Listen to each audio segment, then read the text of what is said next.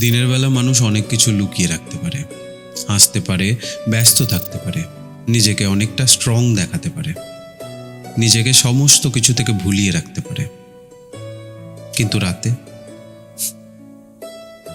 কিন্তু রাত মানুষকে একা করে দেয়। চারপাশটা চুপচাপ হয়ে গেলে, মোবাইলের আলো কমে গেলে, সমস্ত নোটিফিকেশনগুলো বন্ধ হয়ে এলে মানুষ হঠাৎ নিজেরই সামনে দাঁড়ায়।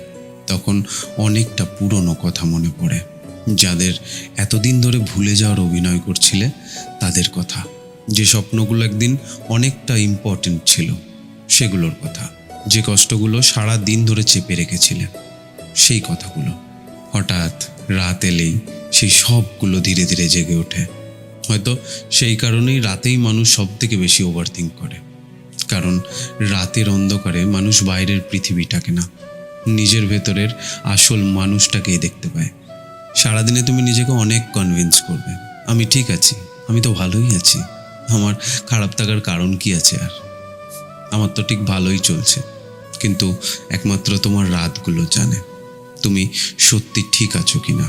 একমাত্র রাত জানে তুমি কতটা একা। একমাত্র রাত জানে তুমি কতটা ক্লান্ত। একমাত্র রাত জানে তুমি কত কথা কাউকে বলতে পারো না। কিন্তু জানো, এটা কিন্তু তোমার দুর্বলতা না, কারণ হয়তো রাতের এই নীরবতায় মানুষকে নিজের সব থেকে কাছাকাছি নিয়ে আসে। হয়তো সেই কারণেই সবচেয়ে গভীর উপলব্ধিগুলো আমাদের রাত্রেবেলায় আসে।